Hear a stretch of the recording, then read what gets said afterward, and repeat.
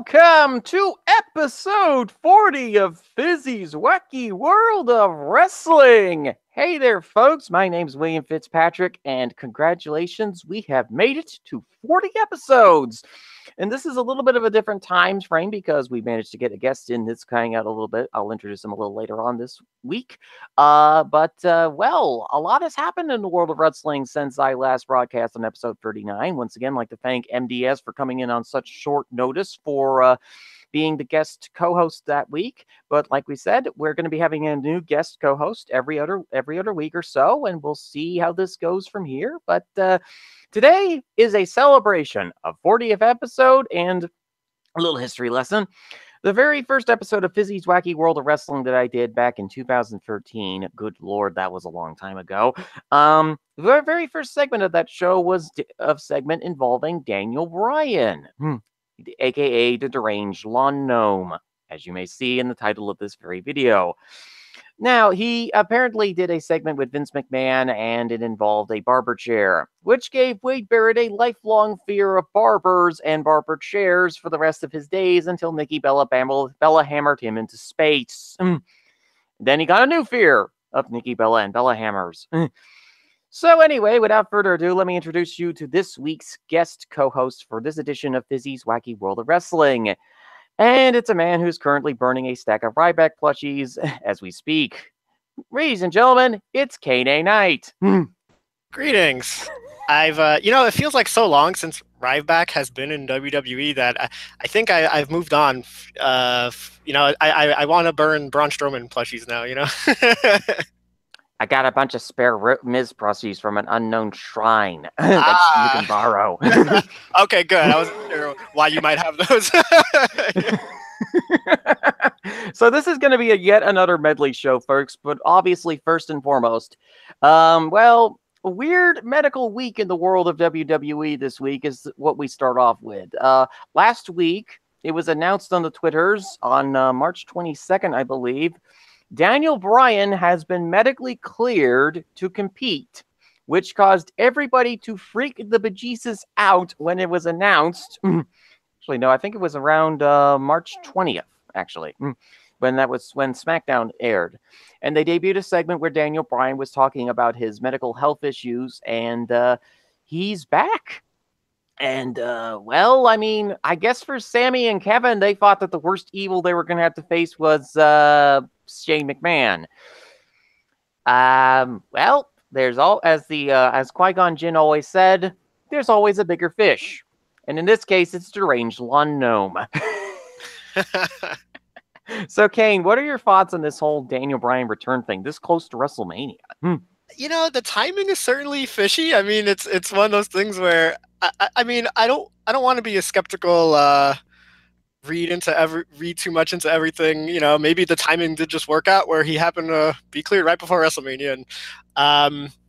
But I mean, we've been waiting, depending on what your fandom is of Daniel Bryan. I mean, certain people have been waiting for this for years. He's back, and in the one segment, where Kevin Owens and Zayn are beating him up, it's like, on the one hand, I'm like, oh my, this is so exciting, like, as he's doing his kicks and everything, and the fans are so into it. But then, like, Bryan's doing his running drop kicks, and I'm like, oh, did he land on his head? And I'm not sure. And, Kevin Owens does a super kick, but he kind of kicks Bryan under his, like more in the upper chest. And I don't know, it'll be interesting to see how this goes. I'm pretty excited about it. And I think they're going to be, I expect everyone's going to be pretty careful, with Bryan's health in terms of managing this. Mm-hmm. So what happened is that Kevin Owens and Sami Zayn got fired on the last week's edition of SmackDown. This is a very interesting turn in the storyline between Daniel Bryan, Sami Zayn, Kevin Owens, and Shane McMahon. So naturally, in this situation, we have Bryan doing the firing, which is a very odd thing for him to do. And, of course, he's a general manager of SmackDown Live and storyline at this point, although obviously they seem to be going in a new direction. With likelihood of Daniel Bryan returning to more of a semi-active wrestling role means that there's going to probably be a new general manager relatively soon. But regardless, basically, it's interesting to me because Daniel brought Sammy and, by extension, Kevin into SmackDown Live. The irony here is that he is the one that fires them. he wanted Sami Zayn on SmackDown Live because he wanted to save him. Only to find out that Sami Zayn is considerably more evil than Kevin Owens is. Yes, I mean, I've been railing on this for years. I mean, Sami is just the character didn't just work for me at all. I'm like, okay, you're saying that you're a nice, kind individual. Why do I not believe you? From his very days in NXT, where he was the whiniest superstar not named Johnny Gargano to enter into their hallowed halls. You know, he was the innovator of the whiny babyface that complains about everything without realizing that he is the very person that's causing all of his misfortune. And Kevin Owens, in a reversal, has turned out to be more of a babyface in this situation. He didn't want to beat the bejesus out of Daniel Bryan in that segment. Neither of them did. But it feels to me as though that Kevin has realized that he's accidentally unleashed a monster in Sami Zayn. And we also now have to wonder, you know, in the fantasy speculation world, where did Kevin Owens learn those sociopathic tendencies from? A certain Sami Zayn? You know, that's a possibility. Makes sense. And then, of course, the fourth wheel in this whole situation, which turned a bit bizarre this past week or so, because Shane McMahon had to be admitted to a hospital. I mean, I remember, I'm pretty sure apron power bombs cause diverticulitis. I'm pretty sure, right? Yeah, he has got the same condition issues that Brock Lesnar has, the diverticulitis thing. And he was admitted to the hospital. And I sincerely doubt, because Shane's had some very weird incidents this year with the almost crashing with the helicopter and just the way that his body language has been for the past few months. I don't think that this is a work. I think he is legitimately ill. They do have him since. See, now Daniel's also answered an ultimatum because he is a proud gnomish warrior.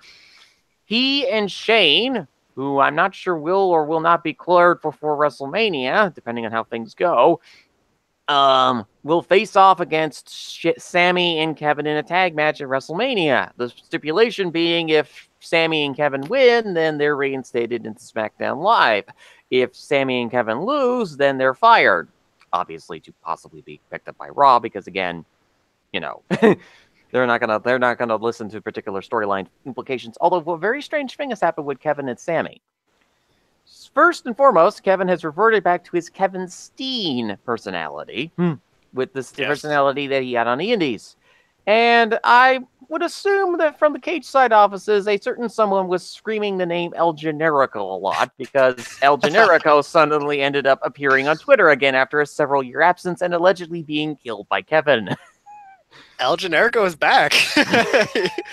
I guess it's going to be a short-lived return, but El Generico is back. Obviously, they just released Sami Zayn, so why not bring in this masked luchador fella? He can't possibly be any more evil than that Sami Zayn fella. The best part about Kevin Owens returning to Kevin Steen is that he changed his Twitter handle, I believe, right? And he was verified under the Owens, his other handle. But now, when you change your name, you lose your verified status. So he's committing to the angle, man. Yeah.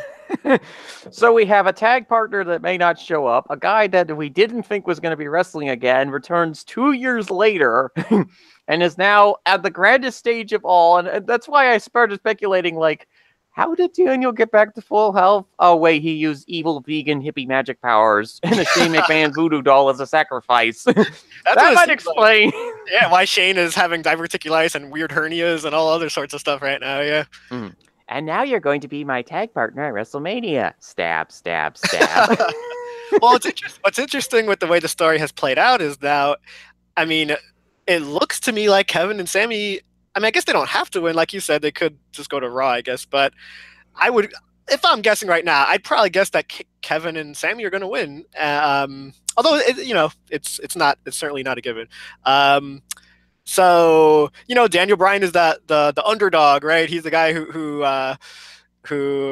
loses and loses and loses until finally, he got his big moment at WrestleMania 30 or whatever. So maybe they're going right into, Daniel Bryan loses again mode. I don't know. I expect Shane McMahon usually loses, but we'll see what happens. I think Shane takes the pinfall in this, and I think Shane takes the pinfall in this match because I think that they're probably going to exit Shane out of the storyline relatively soon. Although Right. I do find it dramatic irony that for once the diabolical evil McMahons are being twisted and turned and actually being used. Their evil's being used against them by a psychotic one gnome. It's certainly, I mean, with the promo Bryan gave yesterday on SmackDown, he's certainly getting away from the GM role. And we'll see. Yeah, I don't know if they're going to. I know Shane in the storyline is temporarily away from it, but we'll see if who they find as a replacement for Bryan down the line, brother, right? I know. I mean, it's a likelihood to like anybody from the SmackDown roster or a free agent of some kind. I just don't know what they're going to be doing with this match because the thing that's up in the air at this point is, like we've said, Shane's injury status. We don't know if the guy's going to be competing at WrestleMania or not. There's all sorts of weirdness regarding his health. And apparently, I'm certainly no expert. I could be wrong. There's varying degrees of how severe diverticulitis can be, and so I don't know where he falls on that scale. So I don't really know what his deal is. They announced him for the match yesterday, so I guess for now they feel it's possible. So we'll see. I mean, if it ends up they have to pull him and put like Dolph Ziggler in his place or something, I think people, even if it's like a random guy on the roster, I think it'll probably be okay just because Daniel Bryan's in the match. But obviously for the story, it makes more sense if Shane's in there.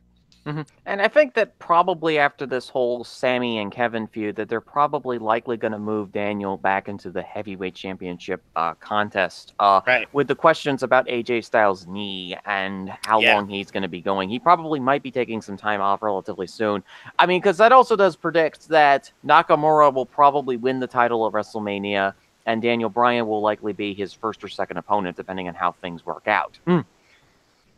Yeah, probably. I think it makes sense. I mean, you look at who the top heels are on SmackDown right now, and I mean, granted, I'm assuming Kevin and Sammy are on SmackDown, but maybe they won't be. But we'll see. Actually, I'm sorry, there'll probably be a superstar shakeup, so I shouldn't even probably look too far into the future. I was basically going to say that Kevin and Sammy have already challenged for that title a bunch of times recently, and Jinder Mahal did.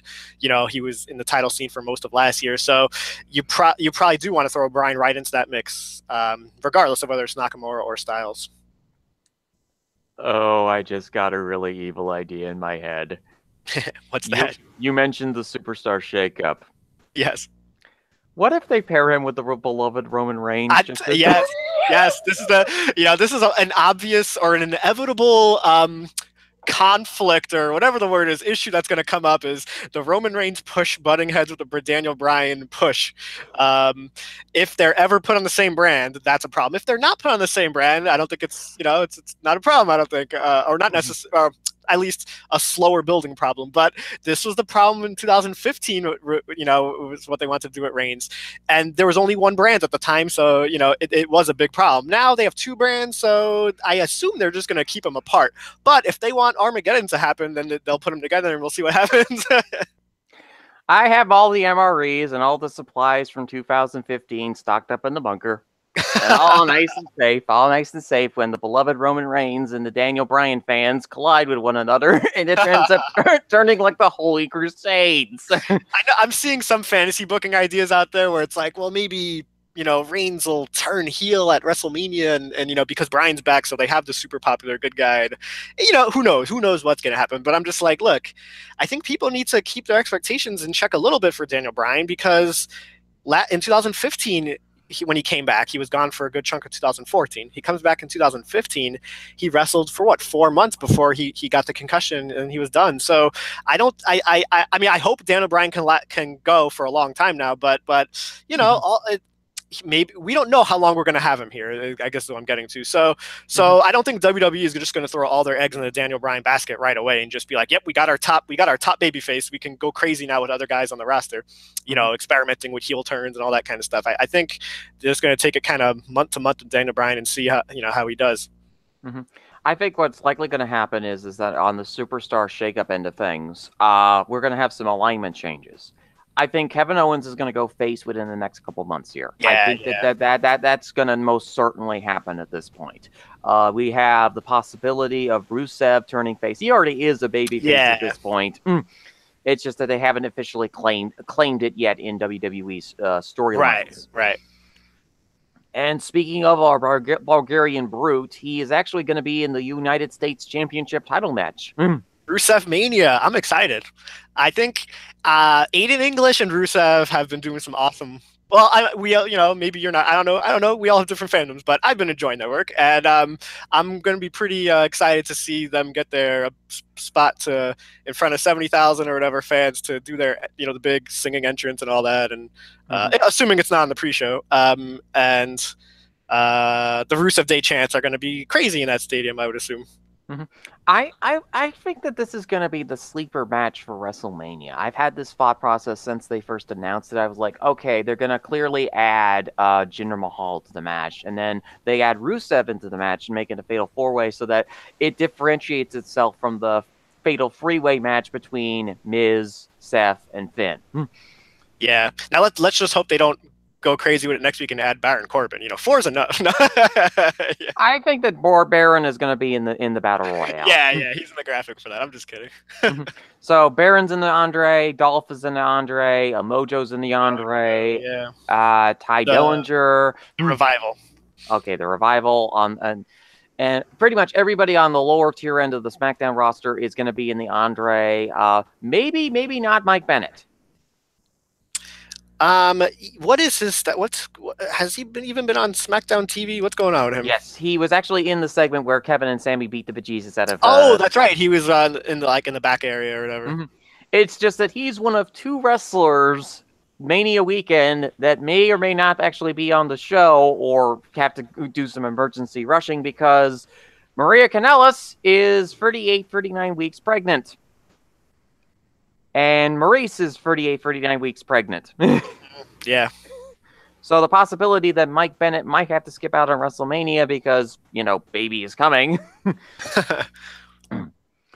And the same thing for Miz. I mean, wouldn't it be just such a dramatic irony that, Miz on the grandest stage at the mall gets a phone call, has to rush back, and then they declare the Intercontinental title vacant at WrestleMania, and then Sif and Finney fight for it. This is a very minor nitpick, but they did Finn Balor versus Seth Rollins on Raw a couple weeks ago. I forget exactly when. It was sometime in the last few weeks. And then they're going to do it again next week.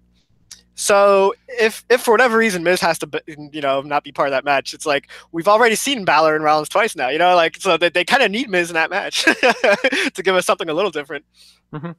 Because that's like the speculation with Mania, and then we have like I said, the United States title match, that's the sleeper match on this card. Orton's a solid worker, Rude's a solid worker. Mahal has gotten better at his character work lately.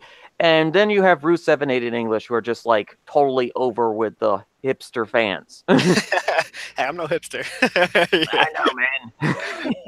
I know you mean though. Yeah. I wasn't too excited about that match until they announced Rusev, and now I'm pretty excited about it. So every match at WrestleMania, for the most part, has something to be excited about. I think for a lot of different fandoms, I think you can find something you can sink your teeth into, a few different things. Yeah, I mean, because this is just this is a very weird card for WrestleMania standards. It's actually a card that has some, dare I say, effort put into it. I mean, because it wasn't like they didn't have any effort beforehand. The matches just didn't work out. But the celebrity show is looking like a show that is more catered this year towards the hardcore fan base than, say, in past years where it was basically the celebrity sponsors. Right. I mean, the fact that they gave Shinsuke Nakamura the Royal Rumble win, and put him on track for AJ Styles, that right there is the hardcore fans' dream or whatever you want to call it. So, and there's a chance that match is. I mean, I know AJ Styles is dealing with a little injury right now, a bit of an injury right now. So maybe it won't get as much time as I was thinking it might originally. But I mean, that it could be one of the longest matches of the night. That could be the match for a lot of fans right there. That could be the match of the night. I think for me, the matches of the night will probably be Wu Asuka versus, and then you have Nakamura Styles. It's kind of sort of 6th or 7th on my list right now. I'm not as excited about Nakamura as a lot of other people have been because I've seen his work in New Japan and I thought it was okay. And then Styles is like hit or miss for me. You know what's interesting with Nakamura is I know everyone talks about his takeover match at Sami Zayn, but since he got to the main roster, he really hasn't had that match. I mean, he had a couple of decent TV matches, I think with John Cena and Randy Orton maybe, but for the most part, he hasn't had the killer pay-per-view match yet. And so this is really his chance. Like he really, I don't know, what sort of shape his body is in these days, considering all the work he's in Japan. But like, if he's going to turn it on for one night and just go all out, like this would be the show to do it. I mean, that's an obvious statement. It's WrestleMania, but this is the night to get people paying attention to if you're Shinsuke Nakamura. Speaking of people getting paying attention to them for once, the Cruiserweight division. Well, they're probably gonna be stuck on the pre-show. I know, but it'll probably be the best match on the pre-show. Oh yeah. Mustafa Ali and Cedric. Mm-hmm. So, in the first 2 years of the Cruiserweight division, what have been your overall thoughts of the first 2 years of the 5-year plan? I mean, they put a lot of time into Neville. Neville was the champ for what, the better part of a year or so, or in the championship scene or whatever, and then they switched to Enzo, and now they're this is kind of like rebooting now what they're doing now into a different era, if you will. So I mean, I don't know. I'm sort of looking at it as those whatever happened from Enzo and the prior doesn't even really matter anymore. Like they're just sort of with Drake Maverick as the GM, they're just sort of going in a new, they're just sort of rebooting things. And it seems to be, I think it's working. I mean, I think from everything, it looks like, granted, it's not like some amazing blockbuster stuff that everyone's looking at, but I'm just saying, like, I think they're doing what they have to do to sort of distance themselves from the reputation they had prior to, when Drake Maverick took over. Mm-hmm. I think for me, the biggest thing for the Cruiserweight division overall has just been a historical timeline, basically. The Cruiserweight division gets announced in the CWC. What happens is that the two guys that they were expecting to sign, Zack Sabre Jr. and Kota Ibushi, don't sign with the company. Right. So what they end up doing is they end up going with the worst option as the first Cruiserweight champion, Mr. T.J. Perkins. So Perkins wins the championship belt and goes all video games. Right. See, this is the thing. Like, sorry, I'm cutting you off here for a second. The first feud they did out of the gate on pay-per-view anyway was Perkins versus Brian Kendrick, right? Yeah. And if you're someone who is familiar with just WWE, you remember Brian Kendrick from 2003-ish or so. I might be off by a little bit, but somewhere in that era as like just a jobber, basically. And so when they reintroduced the Cruiserweights by throwing a guy who is sort of established in some fans' mind as already, he's not very important.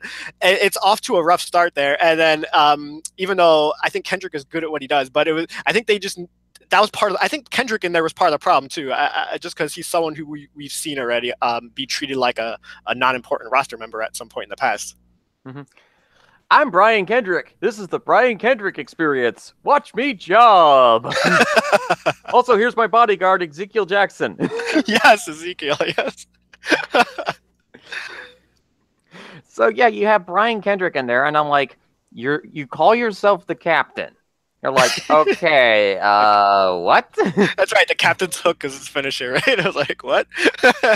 So wait, you decided to steal Paul Burchill's gimmick of being a pirate, and right. Now you're applying it to the Cruiserweight division. Yes.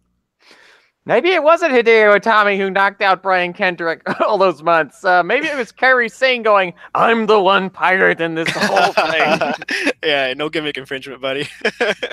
I so look forward to, because a little bit off topic here for NXT, but this is a medley show after all. But Kairi Sane, the Kairi Sane experiment doesn't seem to really be working out, mainly because of her injury concerns, the concussion that she got last year. And, I'm just basically hoping at some point going, when is she going to snap? Go get an actual pirate ship, become an actual pirate, then raid Chris Jericho and his boat cruise of doom during Halloween weekend. Hey, that's when she'll get the main roster call if Vince McMahon sees that. Oh, good. You brought me the head of that treacherous traitor, Chris Jericho. Main You roster push for you. You get to beat Asuka. Right. Definitely wouldn't see that coming right now as her as the one to beat the streak, right? Speaking of Asuka, let's get back to WrestleMania and stuff. What do you think is what do you think's gonna happen with Carmella's cash-in? Is she gonna live? I mean, because already at this point, we basically have who's gonna live. I mean, she already just destroyed the Invisible Wrestler. Then she's now facing against the Wu, who recently had to go in for surgery for a gum infection. Yeah. That's why she missed the mixed match challenge this week. Then we have now Carmella, who is basically dangling a nice shiny briefcase full of tuna in front of the shark cage. And the shark cage in this particular instance is Asuka. I mean, she won the briefcase, I want to say last June, so I assume, I know it's WWE, they can change the rules however they want, but I assume that means she has till June or whatever, till the next Money in the Bank pay-per-view to cash in.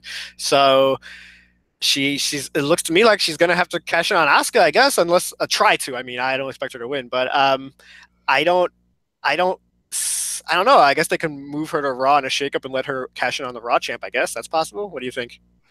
I think she's going to cash in on the SmackDown champion, and likelihood that little Susie or Timmy is going to come away with some kidneys is going to be highly likely, because Carmella versus Asuka. That's like oh God, why did you throw that person in the cage? Yeah, I'm pretty sure at Survivor Series they were in the ring briefly together, and Asuka just destroyed her with like a couple kicks, and then either tapped her out or pinned her or something. So yeah. I mean, we've been basically thinking about what are the many dangers that the Miz is going to have to face: impending childbirth. Let's see, Braun was going to kill him for a few weeks before he decided to set his sights on another division that we'll be talking about later on. Or is he going to lose a match in the Mixed Match Challenge and Asuka's going to put him in a full body cast? I mean, I think they've set it up where Asuka's streak is on the line, even in Mixed Match Challenge. So I'm expecting that Asuka and Miz are going to win it all next week. Mm-hmm. Oh, joy. Hey, something else the Miz gets to brag about. I won the Mixed Match Challenge. I didn't get eaten alive by my tag partner. The Charlotte thing was unfortunate timing because she lost a match to Natalya last week, and so I think she was supposed to get her win back, or something along those lines this week, but that didn't happen. So now they only have the one show left next week to not only you don't have to have her get her win back on Natalya, but I assume they're going to do that. And then you also, like, Asuka and Charlotte need to have some sort of confrontation or something. They've been spending their time away from each other for the most part, so there needs to be some major angle going on next week with them. I know they're facing each other in the Mixed Match Challenge, but I think on SmackDown or on Raw there needs to be some sort of confrontation. So, I think that, there probably is going to be some kind of confrontation. I mean, Asuka's going to go Asuka and is going to distract Natalya with cat memes. That's the best way. That's the best way at this point to get her win back at this point. Is just like, go and get, hey, Natalya, look, cat memes. It is pretty effective. It sounds good to me. I mean, even for people who are, who are fans of cats, they find Natalya's antics to be even crazier than the most crazy of crazy cat ladies. Yep. So you have Charlotte, who's going to be facing Asuka, and it's going to be very interesting styles contrast. You have Charlotte, who's only been in the ring a few years, versus the Joshi veteran. I mean, because usually, and this is the thing with Charlotte, she usually wins on pay-per-view, but I don't think she's going to win in this case, unless the unthinkable happens and Charlotte beats the streak, and then, well, to put it blankly, the internet explodes. Right. I mean, I do expect Asuka to win. I assume they're going to keep the streak on for a eventual match at Ronda Rousey. But, I mean, at the same time, let's say that match at Rousey doesn't happen for another year. I mean, can Vince really keep Asuka undefeated for a year? Can he really do that, considering how many matches everyone fights in WWE on TV and everything? I don't know. So maybe he will go say, oh, Charlotte's the one for the big match at Rousey. I'll give Charlotte the streak, and then that'll set her up for Rousey later on. I mean, I don't think so, but I wouldn't completely rule it out. It all depends on how this mixed tag match at WrestleMania goes, I think. Right. Right. They still have to see how far along, how much time Rousey needs to sort of be able to go and have a match with Charlotte or Asuka or something. That we don't know a lot about what her physical abilities are as far as pro wrestling goes. Yeah, and I think she gets a good first test in the Demon Stephanie. And once again, the rejuvenated Triple H, who is once again taking a dip in the Lazarus pits. Oh, he sure has. I mean, seriously, this guy comes back every single year for WrestleMania. I'm like, dude, why are you going Ra's al Ghul? People want you behind the camera, not in front of it. I'm with you there. I think it's that's the I don't even need to follow up on that. It's the perfect comparison to make. Yep.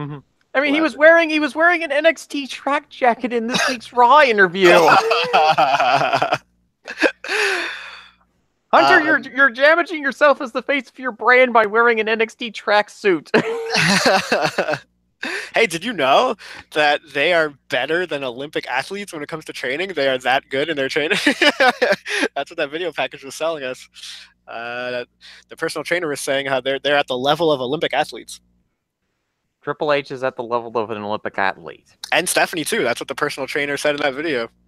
How much money and our pizza did they bribe that personal trainer? They are true heels. Yeah. Are you looking forward to, I assume Kurt Angle and Triple H would be doing most of the work in that match, so are you looking forward to some, I don't know, 10 minutes of Kurt Angle and Triple H one-on-one for a while? Huh, that would basically be equivalent to me watching a match with The Miz. God. At Survivor Series, Kurt Angle and Triple H both looked really rough. Apparently, Kurt Angle was on like a hamstring injury or something, or was it Triple H? I don't know. Maybe I don't know. I mean, I just assume they're both old and broken down, so that's how it goes. But maybe they were, I don't know, a little beat up or something. But I don't know. My expectations aren't too high for what they're going to do with each other in the ring. Obviously, I'm very curious to see how Rousey, what happens with Rousey and Stephanie, though. I mean, we don't know what kind of death metal getup that Stephanie's going to be bringing to the ring this year. Yeah. Yet more embarrassing photos for her daughters to showcase on a future Raw in 20 years. What did you think of Rousey's segment on Raw this week with Absolution? She punched Sonya and Mandy and just destroyed them. Yeah, pretty much. She does that. I don't even know how to call it, like that falling slam thing. Yeah, I think it's a modified Samoan drop or something. Okay, yeah. Look, Sonya and Mandy are very green. Okay, so I think something looked a little messed up there, and I don't know what was going on there. But I think when she threw, what's her name? Was it Mandy, and then got her in the arm clamp or whatever you want to call it? That was a pretty badass throw at the end there. And so, I think Stephanie's not very experienced though either. So, I mean, it's not like Stephanie can carry Rousey. I mean, you know what I mean? Like, so it's very interesting to see how that's all going to play out because neither one of them really know what they're doing in the ring. I just fully expect both of them to shoot on one another, and just it's basically going to be like it's going to be the equivalent of watching an ADR versus Sin Cara version 1 match, where it is a legit shoot in the ring. It's not fake. These two are legitimately trying to beat each other to death. What I'm wondering if they're going to set up like a prosthetic arm or something so that Rousey can actually rip off Stephanie's arm, and then that'll be kayfabe from now on that Stephanie McMahon doesn't have an arm. And then Becky Lynch storms the ring and then screams gimmick infringement and beats the Rousey. Oh, I didn't even think about that, right? The disarmer, yeah. I mean, I assume that they can rip Stephanie's arm off and then in a month or so have her jump in the lake of reincarnation and then she's back to normal. But who knows? I mean, this is just going to be like, this is one of like 2 matches that I've labeled as car crash. What's the other one? That would be Miz, Seth, and Finney. Okay. A lot of people are looking forward to that match, but I'm just like going, there's just so many combustible factors. You have The Miz, who's probably not going to be thinking straight because he has had bad luck with WrestleManias in the past. He did get a legitimate concussion in the main event of, what was it, WrestleMania 27? 27, yeah. And now he has to worry about the fact that his wife is about to give birth, and he has to be in the ring with Seth Rollins and Finn Balor. And I remember the last time that Finn and Seth were in the ring on a main pay-per-view match that wasn't a Raw. That would be SummerSlam a few years ago. Well, Eh, the one thing I think that can save this match for you, assuming Miz is in it, is that unlike SummerSlam with Rollins and Balor, this one's not going to go 22 minutes or however long that one went. You know, it's the card is packed, so it's probably going to be a faster paced kind of a match, and so you might not have to sit through the Triple H type of Seth Rollins match. You know what I mean? well, actually, I like that Triple H Seth Rollins match last I'm year. sorry, I shouldn't have. I didn't mean that specific one. I meant the general plotting pace of a that Seth Rollins sort of got a reputation for when he was doing his singles run as a heel. Mm-hmm. Yes, when he decided to basically impersonate Triple H as Triple R and decided to go, I am the champion of champions.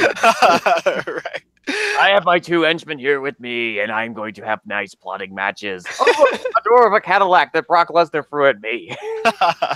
Hey, I didn't pay attention on Raw this week. Was Finn wearing his blue? I know he was wearing like that bright blue for a few weeks there. Is he still doing that, or did he get away from that by now? I think he's still wearing the various different colors. Okay, because he was doing the Blue Tista thing for a while there. I'm not. I mean, I'm not. Look, I'm not a Miz fan, but I like Balor and Rollins. I'm not, and I'm pretty sure Miz is losing his title. So I am kind of looking forward to that one. I guess I could be very disappointed if Miz ends up winning, and then I'll be worked and I'll be very pissed off. But that sounds like a good kind of being worked. I don't know. I mean, for me, it's like I've had so long of people just saying to me, "The Miz is awesome, base Miz," and yes, and I'm like, I am with you. Sorry, keep going. 8 months, Cain. 8+ months, a year plus of saying everybody's saying the Miz is awesome since he cut that promo on the Deranged Gnome. Right, and you know all what? of it. It's making me sane, Cain. I didn't even think that was a great promo. I mean, it was good. It was good. But I mean, in the beginning, I'm forgetting now because I didn't come prepared, so I might be incorrect on this. But I mean, early part of the promo, he's like saying he's there for the fans because he shows up every week while Daniel Bryan can't. And then by the end of it, he's angry at the fans. Or it's like, pick a side here. What are you doing? And he's just screaming the whole promo. And it's interesting because I get intense. I do like intense promos. Like when Biggie got hit intense a few weeks ago, talking to the Usos, that was pretty cool. And I love intense promos, really, for the most part. But screaming intense can sometimes come off phony. And like when Mick Foley does it, I usually enjoy his screaming intense promos. It seems more legitimate to me than when the Miz does his. He just did one a couple weeks ago. He's just screaming the whole time, and it's kind of like, I don't know. He comes off like actor playing pro wrestler to me than real, like a real genuine. I can really see what I can really invest into him as a performer. I don't know.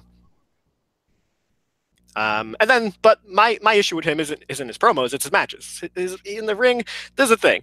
He's good for 3-hour Raws because you got 3 hours to fill, and he's a good talker. So his Miz TV segments are good for Raw, and all that. But at the end of the day, when the pay-per-view comes around, he's nothing. He's just okay.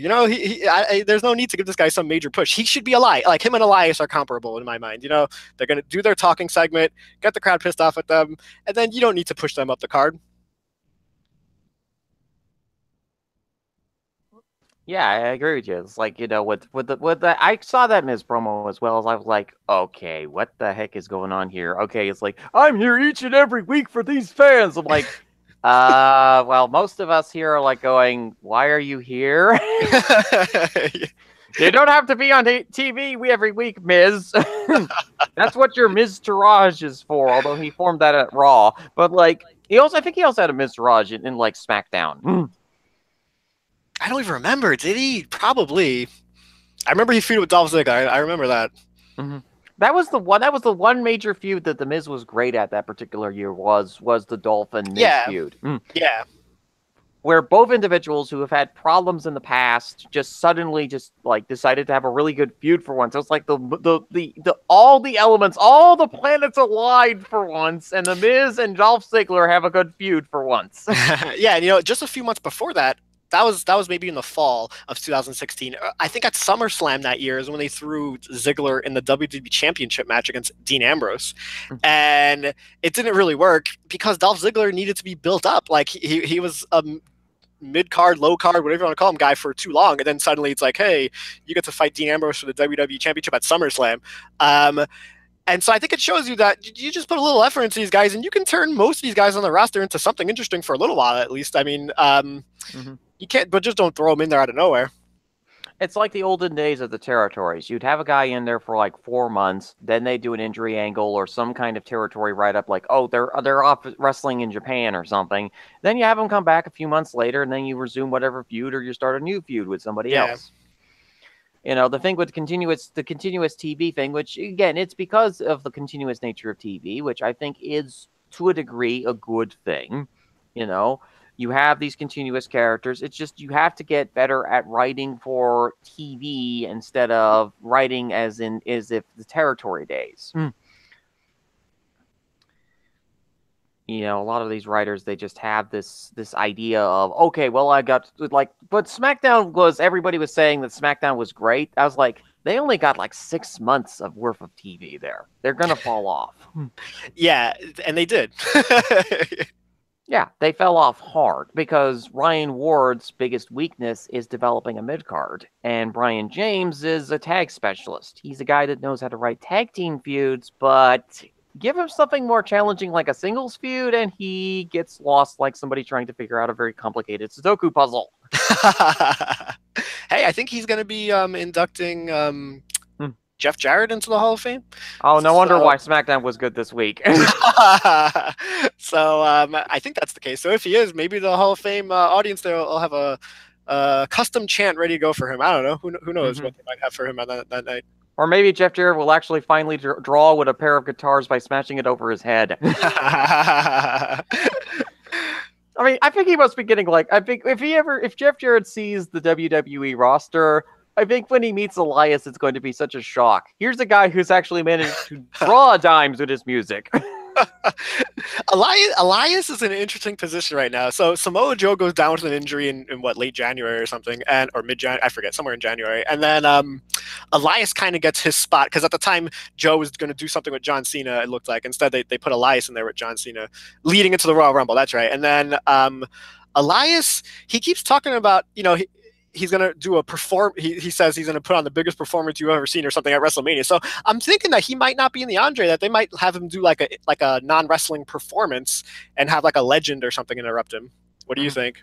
Oh, that's very likely. I think that's going to be the same thing that happened to like Bo Dallas a few years ago, or Luke Harper and Eric Braun, or, you know, right. the other people. Goodness me, I'm like looking at this like WrestleMania card, like, holy cheese, there's a lot of matches here. There's 14, probably 14. They haven't announced Cena Taker yet, but obviously it looks like that's going to happen. So if there's Cena Taker in the mix, I think 14 matches. Yeah, the Cena Taker feud has been a really interesting one. I mean, like, I love crazed John Cena. He certainly is crazy. Taker, please accept this match. I don't want to be in the Andre. It doesn't pay enough. I've got bills to pay. A Ford lawsuit bill. I mean, look, does John Cena see that Braun Strowman needs a tag partner? Like, you don't have to beg Undertaker to come back. Ask Braun, you know, if you want to be on WrestleMania, ask Braun Strowman to be his tag partner. I mean, technically, he is a part of the Bludgeon Brothers thanks to that gaffe by the production team. That's right, yeah. This is John Boulder, guys. He's going to be joining us on the Viking Raids this week. No worries about the beard, John. You'll grow one in a few weeks. That's right. I mean, just like John Cena just becomes like this, you know, like a homeless caveman. He's like he's sitting out on the street. He's going, we'll buy food. We'll have a sign that says, "Please donate. I need to get matched with Undertaker." Right. I mean, I feel like just like Undertaker's going, John, you've been pacing in front of my house for weeks now. Michelle's gonna get the tranquilizer rifle again. I mean, how does John Cena even know that Undertaker's watching Raw? I mean, come on, John Cena, you're presuming a lot here. Maybe Undertaker's out in Montana somewhere, getting lost out of the world. Who knows? I mean, like, what? I mean, the only thing that's probably going to attract Undertaker's attention to John Cena is if John Cena starts doing Undertaker's gimmick. Well, he started doing a little bit of it on during the match on Raw this week. He did the sit-up and he did the throat slash. So maybe next week John Cena will come out and they'll just roll a coffin to the ring and John Cena will emerge out of it or something. dressed as the Undertaker, Right. as John Cena goes into his 40s with a severe midlife crisis and a thing for Gothic clothing. And then Undertaker comes as Biker Taker, so you have Biker Taker versus John Cena dressed as Original Taker, and everyone's confused. Oh no, one better. Ministry of Darkness Taker for Cena. You know, with the robe and the yes. and the hood. Because that was like, what's the funny thing is like, if somebody gives somebody a hood, they end up being about 50,000 times more dangerous than they actually are. Like, the most dangerous run that Big Show ever went on as a wrestler was when he donned a hoodie and beat the bejesus out of Sheamus. That's a good point. So here's Cena in Ministry of Darkness Taker wear, and I'm kind of glad to say I think Taker's minion has just gone to bed. So I think when he listens to the rest of this broadcast, it's gonna be, Fizz, you said blasphemy about Taker. Hey, just to calm him down if necessary. I'm looking forward to. I am personally looking forward to Undertaker much more than I want to see Miz on the show. So I got your back on that one, Taker. I mean, fun fact, it's like, when it comes to Undertaker matches, like, I like Undertaker matches at WrestleMania. The last year's match was like was really fun because Roman Reigns really took a bazooka to the guy. I'm not like, oh no, this match is going to be so bad because of Undertaker. I'm more worried about John Cena, actually. I mean, these John Cena matches over the last 6 months have not been impressing me, and I don't know. I know he's been in a ton of these, and he'll probably be fine, but I don't know. His moves are just looking. I don't know. He's looking a little sloppier to me. I don't know. He's looking a little off. And Undertaker hasn't wrestled in a year, so I mean, he's probably relatively fresh right now. I mean, both of us. I mean, I know that some people, especially the diehard Undertaker fans, want Taker to stay retired. I get that, but again, Undertaker. He's a corporate guy. He's gonna go and do what the company wants, depending on if his health is good or not. Right. But we'll see where it goes for this WrestleMania match. But we're both been concerned more about John Cena because John just seems to have, he's much like in the Hiroshi Tanahashi position, whereas he's lost a step and he's trying to sort of reinvent himself. I mean, going crazed goth and donning the Ministry of Darkness Taker hood seems like a decent direction to me. Although Nikki might get freaked out by it. Like, John, why did you go goth? Yeah. But yeah, that feud is just looking so fun. And that's the key thing about WrestleMania feuds is that they are generally fun, because this is the celebrity show. And then we have, of course, Braun Strowman. We were enjoying Braun Strowman in Purgatory for a few weeks, but apparently the Purgatory has decided to land right on top of the Raw Tag Team division. You know what? I mean, I have to be honest, there's definitely part of me that hates everything about the idea of Braun Strowman beating Cesaro on pay-per-view. It just sounds completely wrong to me. But I'd rather Braun Strowman do a lower card thing in the tag division than be in one of the higher matches on the show. So, I'm okay with it, I guess. I mean, and I think in the Superstar shakeup that probably the bar is going to be split up because we don't know about the health condition of Sheamus at this point, and that Cesaro will probably likely end up back at SmackDown again. Hey, Cesaro versus Daniel Bryan, sign me up. Oh, that sounds like a really great match, because Daniel Bryan has been able to get the best out of Cesaro because Cesaro, solid wrestler, promos are a bit iffy, and I just there's always just been that one component of Cesaro's game that's always been missing. Like that famous "This is my ring" promo that he did. Oh, man. I try to forget that. Also known as Cesaro really failed badly at Swiss geometry class. It's interesting with Cesaro because when I see him talk outside of his television promos, he seems like a pretty good talker to me. But his promos on TV definitely are not good. And maybe he doesn't get a ton of time, though, to talk. Maybe, I don't know. I like Cesaro, and I think he can be better than he has shown he is on the mic. Mm-hmm.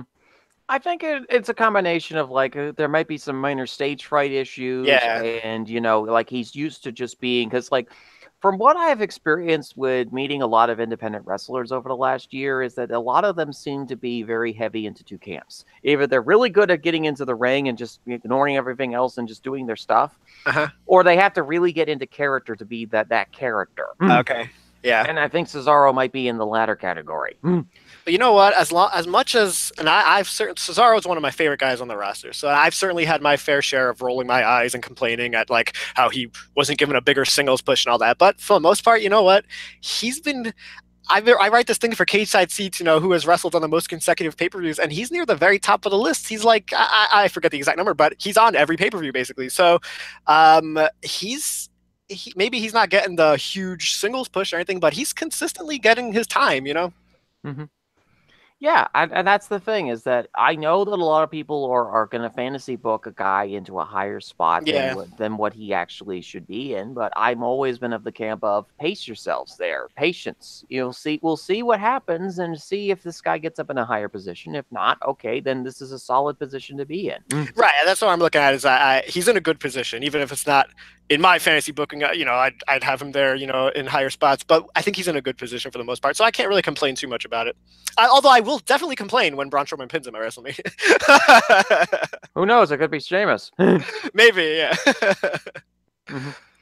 But who's going to be Braun's mystery partner? So I really have no idea. I mean, do you think they might go the comedy route of him taking Kurt Hawkins because Kurt Hawkins never gets a win, or is that just too far out there? Because some people are saying Elias because they had their feud and stuff, but I don't really see why Braun Strowman would pick Elias in the storyline.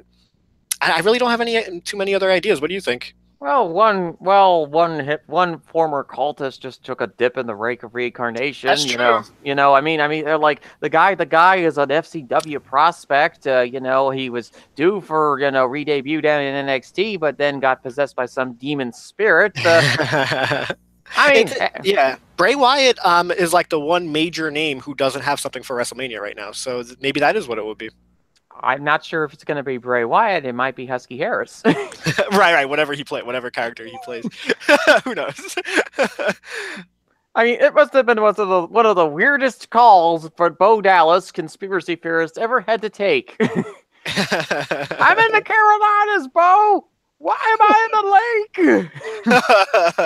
I missed my call-up by about 6 years.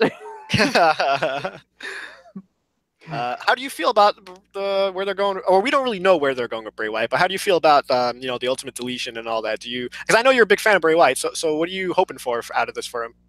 Well, let's see here. The Ultimate Deletion was actually a lot better than I expected it to be. In the past, I have not been exactly the biggest fan of Dr. Frankenfurter and his Igor, and there's stuff involving wacky. It's weird. I usually like wacky antics in professional wrestling. Just the Hardys-related wacky antics just didn't really.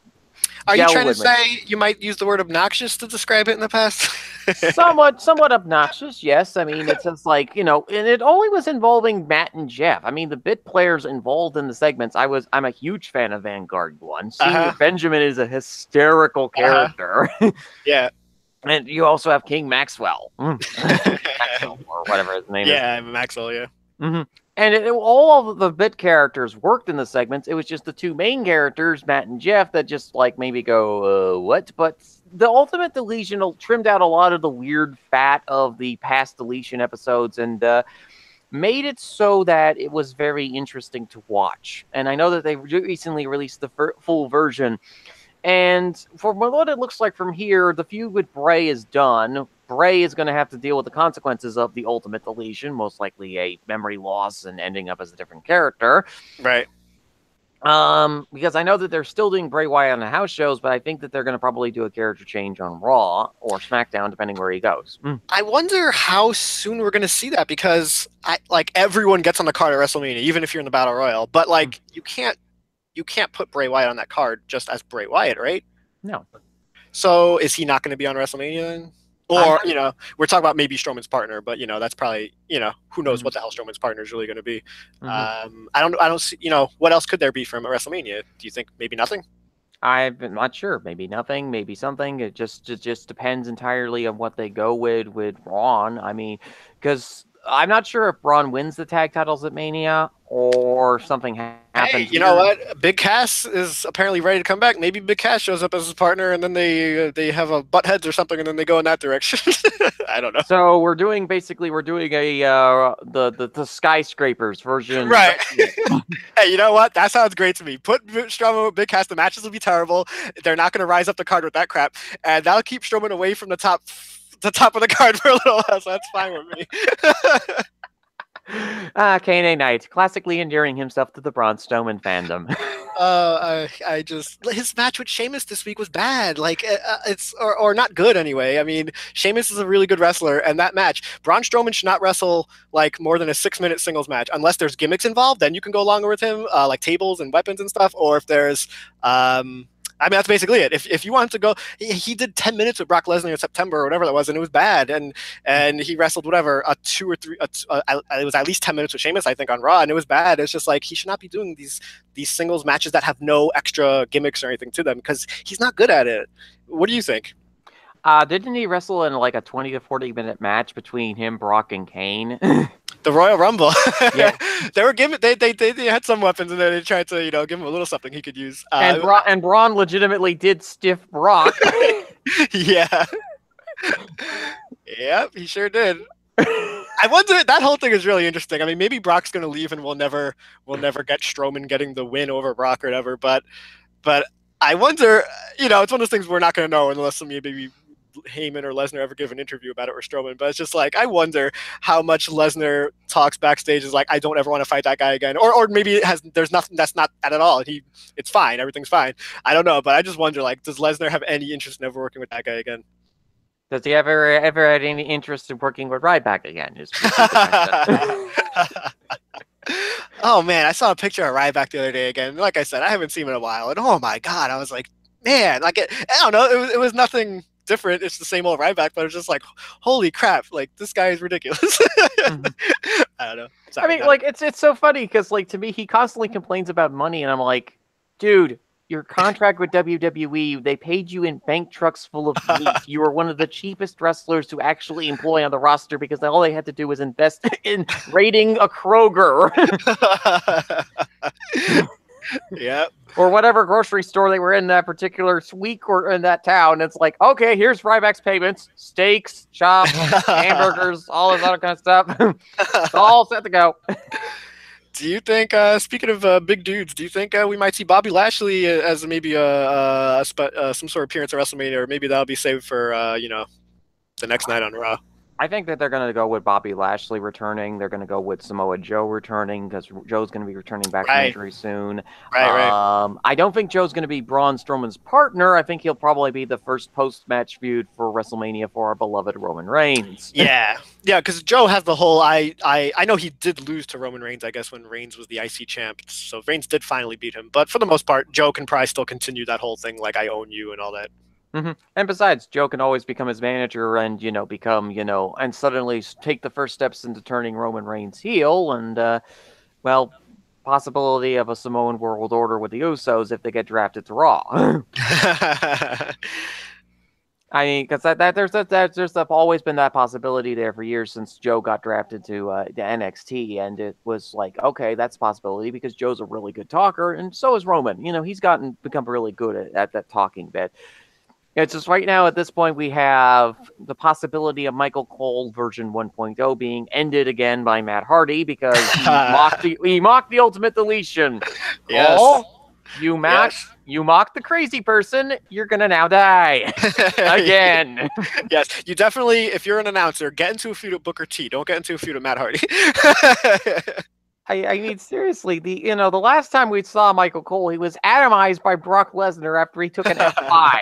That's why I call him Michael Cole version 1.0, because the original Michael Cole got destroyed by Brock, and now the second version is going to be possibly eaten alive by Matt Hardy. He had a close call with Braun Strowman a few months ago, where Braun Strowman picked him up by his pants and hurled him into a bunch of security guards or something, right? Mm-hmm. But I guess he survived. Mm-hmm. Oh, yeah.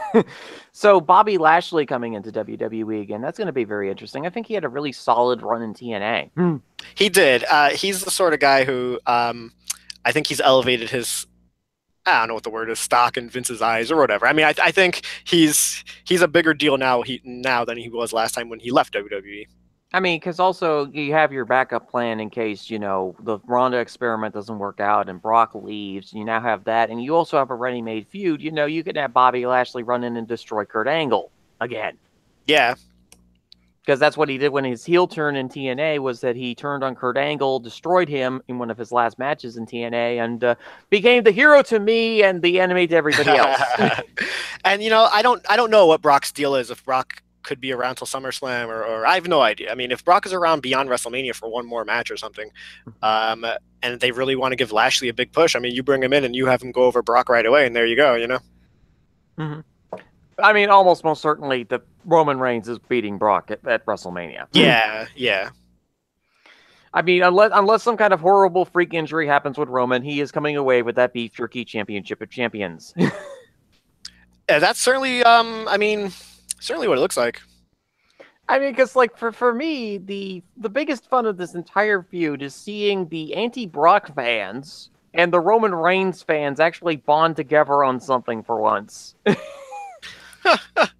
I mean, their mutual hatred of Brock Lesnar, but once Brock gets beaten, they're back to trying to slaughter one another again. Oh, yeah. I mean, it's gonna turn into the Roman versus Bryan stuff right away.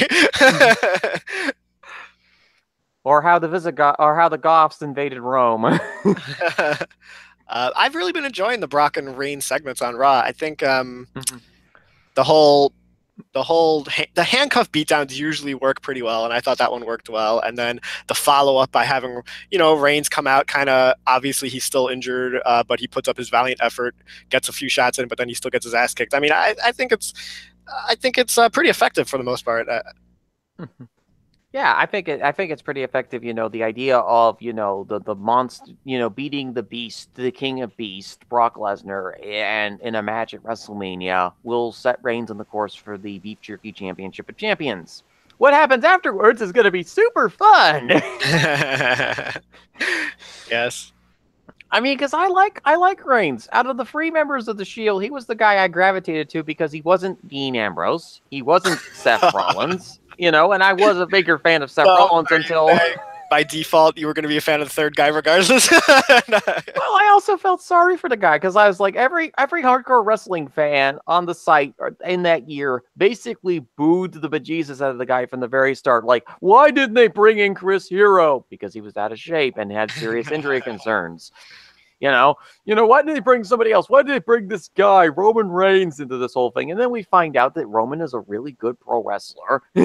We find out that he does really well in the upper card, which is a slot that, is a difficult thing to find a wrestler in. And I know that, people are very angry about the fact that Vince has continued to try and put the square block into the circular hole. And all this time trying to push Roman Reigns to the top. But I think this year it might actually pay off for once. So long as a certain deranged Gnome doesn't end up going to Raw. Right. I mean, that's the one.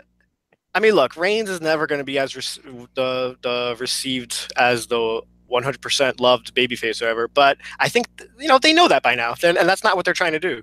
They're just telling a good story here with him and Brock Lesnar. Like, it's just a good story. This isn't about making Reigns the guy or anything like that. It's just, they're telling a really good story with two good pro wrestlers. I mean, it's pretty simple. Yeah, and this week in WWE has just been this really interesting week. The SmackDown Tag Team Championships got confirmed. You have Team Pinata 1, the Usos, Team Pinata 2, the New Day, and Team Pinata with the Pinata Bats, the Bludgeon Brothers. Which should be a pretty interesting. I think this will also be a match that goes on the pre-show, right? This is I'm gonna write something on Cage Side about this, but with Rusev now being added to Orton's match, I think I might think this tag match maybe is the pre-show one, because someone important is going to end up on the pre-show, just like Dean Ambrose did last year. I mean, your options are either let's say the Cruiserweights and the Andre Battle Royal are probably going to be on the pre-show, and then you're probably going to have one more match, because most of these marathon shows have 3 matches on the 2-hour pre-show, and so you're either going to put the Usos again. I know their story is kind of like, we're sick of being on the pre-show, but they are certainly a viable candidate for that spot again. Alexa Bliss and Nia Jax, maybe Braun Strowman, maybe the U.S. Championship match. I mean, those are basically your choices. The Women's Battle Royal, that's the other one. But I don't think you put 2 Battle Royals on the pre-show. So, and that would be Sasha Banks would be like the big star of that match. So someone important is going on that pre-show. And right now, it does kind of look like the Usos maybe are the best fit. Mm-hmm. I mean, it depends entirely on how the card is structured. It likely, possibly, maybe, if depending on the birth complications with Maurice, the IC match ends up going on the pre-show, and Maybe, yeah, because at this point, I don't think they put the women's battle royale on the pre-show. Not yeah, after all the PR right. fiascos they've had. I think not just because the Andre Battle Royal is there, but it's the first ever women's battle royal. Like it should be on the main card. Mm-hmm. Yeah, that, and they don't want to get continuously pelted by candy at this point. We have found one of the many things that WWE is afraid of, besides TV executives that are able to out-Vince Vince. Hey, you know what? Also, Sasha Banks needs to get a fancy entrance. She got the Snoop Dogg entrance a couple years ago. She got the car entrance last year. She's one of the stars who gets a big entrance every year. You can't do that on the pre-show. Well, that, and I think that the possibility of like the eventual reversal of Bailey's character into Crow Bailey will be interesting. Right, because that's the big story in that match is going to be Sasha Bailey. So I would say that'll probably be on the main card. So, I mean, I guess there's a chance you could throw Alexa and Nia on the pre-show, but they've been spending so much time telling that story that I feel like I'd probably pick the Usos match before that one. I mean, regardless of what is going to end up on the card, it's going to be a 5-hour or more gauntlet of WrestleMania this year. I mean, with the pre-show, you're looking at probably 7 hours again, like last year. And that's not even counting the fans that are going to be attending live in attendance, where they're going to be basically doing a festival of 4 days worth of wrestling. Oh, yeah. I mean, I went to WrestleMania 29. It's the only one I've ever been to, but I didn't do any of the weekend stuff. Like, I wasn't a traveler. Like, I lived in the local area basically, so I just went to WrestleMania, and I didn't do anything else. But if you're someone who commutes in, you're going to do a lot of the, you're probably going to do a lot of the other things, and I that's a lot of wrestling to deal with for 4 days or whatever that is. I know. So I know that some of my friends on the Twitters are actually going to be doing multiple events. Some of them are going to go to the WrestleCon show. Some of them are going to go to the other events. They're going to go to Evolve. They're going to go to Progress. They're going to go to all of these different events that are happening in Louisiana, and it's like it's going to be very interesting this year to see what comes out of the independent scene in New Orleans this time around, because the New Orleans State Athletic Commission, or the Louisiana State Athletic Commission, has got some very strict rules about certain things, and we'll see who has to end up paying a massive fine because they accidentally ended up bleeding in the ring. Right. And also the requirement, you have to have a state license, and you have to have had your blood work done at least 6 months in advance.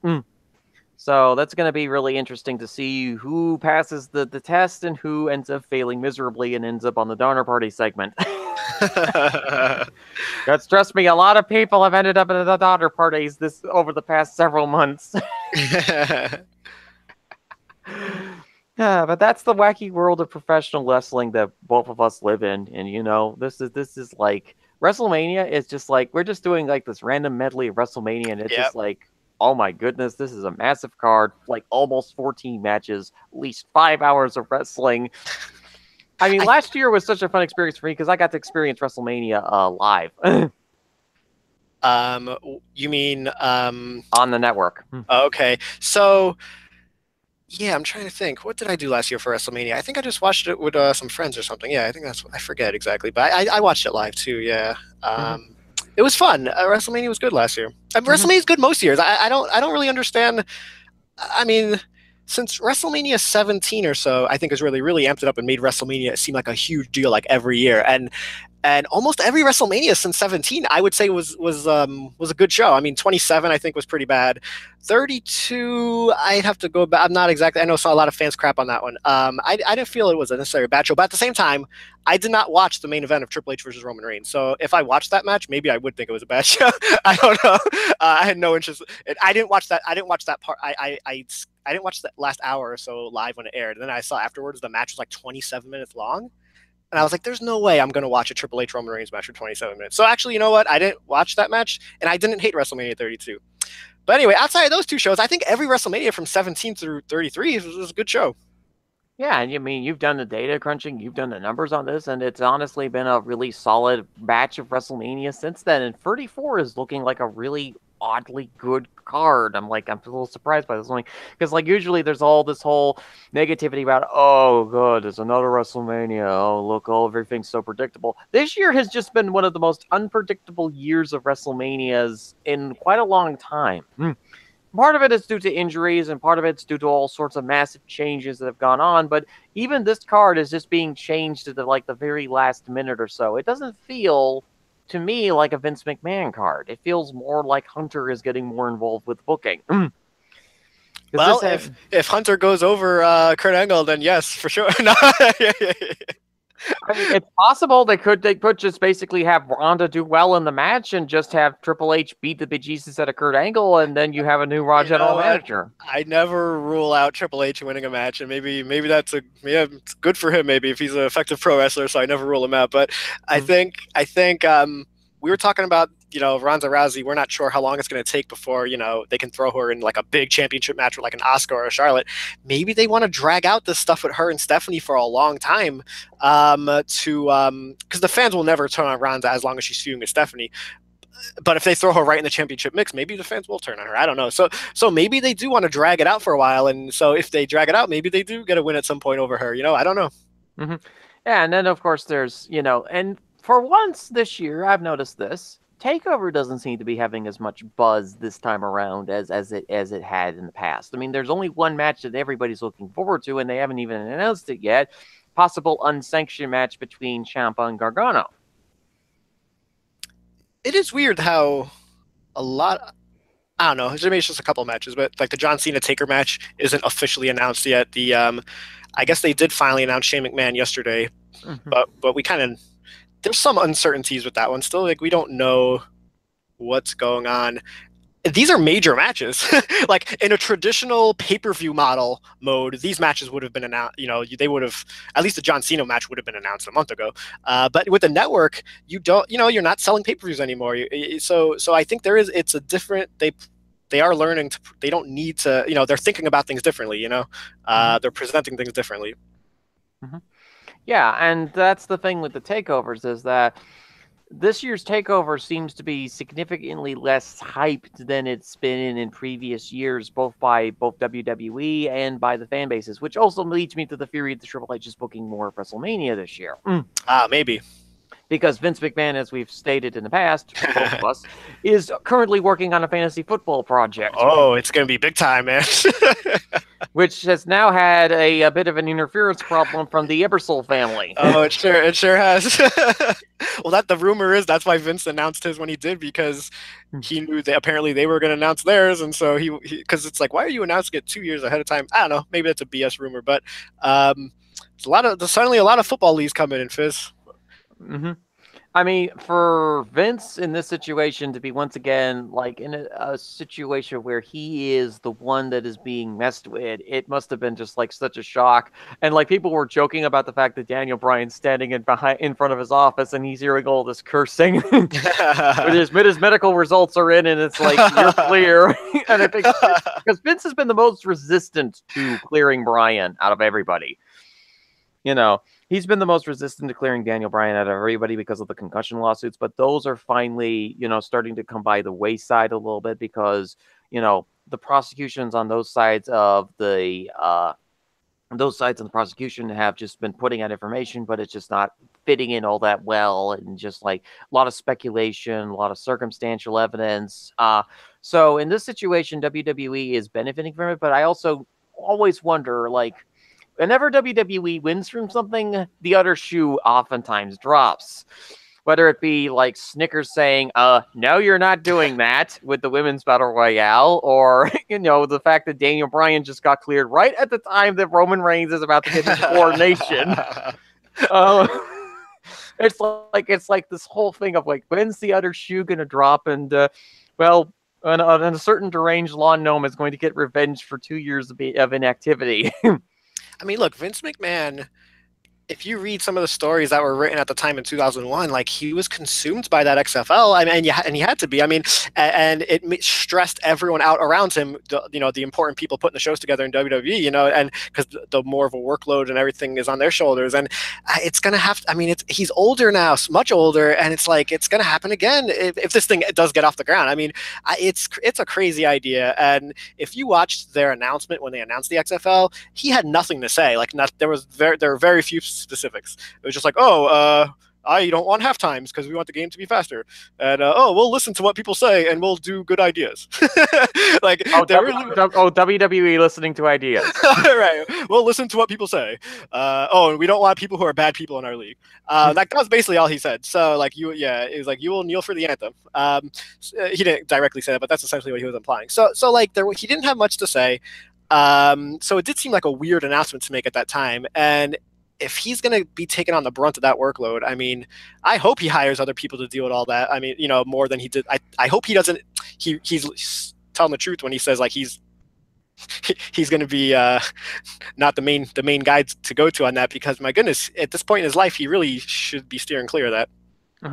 I didn't get the complaints that people were saying about that back in 2001. Wouldn't you want Vince to be away from any of the ideas that you're coming up with? I mean, like, the theory I have with Vince is, as long as you don't get his attention, your ideas will go fine. As long as these ideas that you're coming up with are making money, and that's the important thing here, money, then he will have no problem with that. He'll like, okay, go ahead with that. You're making us money here. But the minute that you want his attention, which is basically like getting the eye of Sauron directly pointed at you,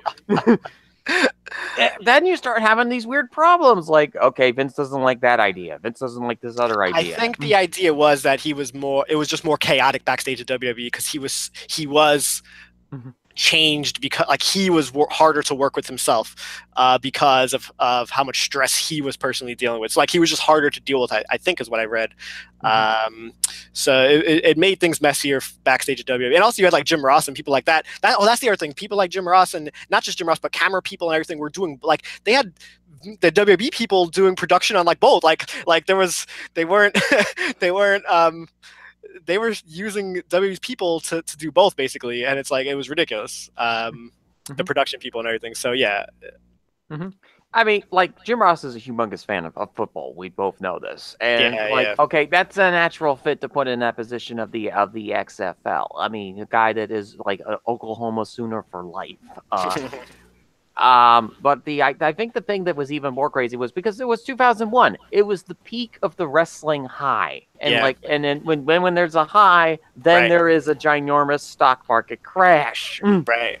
Yeah. And everybody was confused in wrestling for like 5 to 10 years as to where to go from here, until some Chicago-made fella decided to hit a pipe bomb, and we ended up with a second wrestling boom.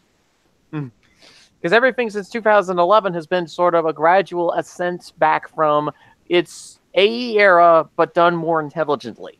Right. That was the big change, was Punk's pipe bomb. I mean, I was losing out. I mean, I've been watching WWE since I don't know, 87 or something. And I was not watching Raw even for a good chunk of early 2011. I mean, The Miz was the champion. It was not good. And R-Truth was main eventing pay-per-views with John Cena, and it wasn't good. And then that happened, and suddenly I'm back. I'm back watching like a hawk again. And I was that's where I found Cage Side Seats shortly after that too, and all that stuff. I mean, so yeah, the Punk pipe bomb was a game changer. Funny fact about both of us: we're both 2011 Cage Siders. We both joined the site in 2011, and in my case, I didn't grow up with pro wrestling. It wasn't until I was about 18 years old that I started getting interested in this whole pro wrestling thing. I spent a year studying professional wrestling, the theme songs, and then studying a professional wrestling promotion. Had the perfect opportunity to do so with TNA when my remote died. During RVD's 30-day no complete clause and the debut of Cold Blood, Cow Blood, Matt Hardy. Then I had to survive through the immortal era of TNA. Oh yeah. So it gave me a wonderful education into the wacky world of professional wrestling. I've said this before in several podcasts, but my first interaction with Monday Night Raw was this: Michael Cole being knighted by the Queen of England. I wanted to watch the Westminster Dog Show. And all of a sudden I see on the screen, okay, there's a guy in a king's crown, there's this Michael Cole fella, and then, is that the Queen of England? So I didn't tune into Raw until like about early 2011 or so, like mid 2011 when the pipe bomb was happening. Yeah. A couple weeks before the pipe bomb. Actually, no, it was after the pipe bomb. It was Rey Mysterio versus John Cena, the main Yeah. event Yep. for the WWE Championship. That was the first long match that I watched on Raw that wasn't a random tag match. Interesting. So what was your take on the match? Because all I remember, because I was so jaded at that point with John Cena, was just like, oh, here we go. John Cena's going to win again. I remembered nothing about the match. I thought it was a solid match. It's just I was like my interaction. My thought process with Rey Mysterio was, why isn't this guy a heel? He's annoying. He's annoying as all heck. He's basically was the precursor to all of these other luchadors like Kalisto going lucha things. And this was post 70,000 knee surgeries Rey Mysterio, so it was a solid match. It was a solid, really well done match considering the limitations of both performers at the time. And then all of a sudden this guy comes in and he's got this championship belt. I'm like, oh, okay, this is the CM Punk guy that Jim Rome has been talking about. Because I first heard about the pipe bomb via Jim Rome is Burning on ESPN. I mean, that it had a pretty big outreach, that whole thing. Yeah. So you have this, and I'm like, okay, what is this Raw thing? Okay, and then to tie in once again to the whole Daniel Bryan thing, the very first segment of SmackDown I saw was Daniel Bryan attempting to cash in on Mark Henry for the Money in the Bank briefcase. And the Big Show was encouraging to do so. So my introduction to SmackDown was Mark Henry during his Hall of Pain run, Daniel Bryan, the rise of the Deranged Lawn Gnome, the rise of AJ Lee as a character, and the rise of Big Show, mid-card wrestler supreme and guy who likes to punch people in the face. So it's been a really crazy ride for the last several years for me as far as like wrestling's concerned. I started getting more I got interested in international wrestling because I like to watch international programs, and Japanese wrestling was a natural outlet for me. And I was like, okay, I can listen to this show and not have to worry about the commentary because it's in Japanese. And that's the thing about the wacky world of professional wrestling. We have WrestleMania, but we also have all these indie shows coming up. I mean, last week I was talking about a show that I went to back on February 10th. Right. And they're actually going to be having another show, I believe, on April 21st. Sovereignty Wrestling is going to have their second Gold Rush event. So you going back? Yeah. This time it's at the community college, bleacher seats. The roster is going to be a lot of the regulars. You got Thurston, you've got Rob Sweet, you've got a bunch of other people announced their card, Bill Collier. The guy that they brought in this time as the legend wrestler is Tony Atlas. Oh, really? No Tito Santana this time, huh? No, Tito actually had a match last time. I'm sorry, I know you just said it. What was the other show? September? When was it? February? The last show for Sovereignty Wrestling was actually back in February. Oh, okay. So 2 months later, they're doing another show. Oh, okay. Yeah, okay. That's pretty soon. It's the 6th annual JCC college community fundraiser for the wrestling team. Okay, gotcha. I don't know why I was thinking September. It wasn't that long ago. All right. Sorry, I'm a little... Don't mind me. Oh, that's fine, man. That's fine. This has been a really fun edition of Fizzy's Wacky World of Wrestling. Our 40th episode, a medley show just focusing on the random weird matches of WrestleMania. We have no idea where this card's going to end up, in all honesty.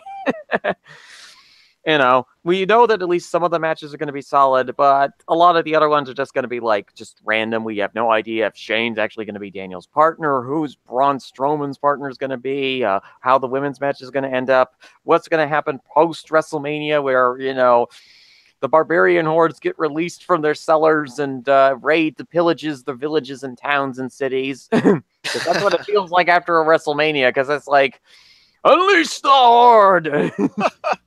Are they doing Raw and SmackDown? It's all in the same area too, right?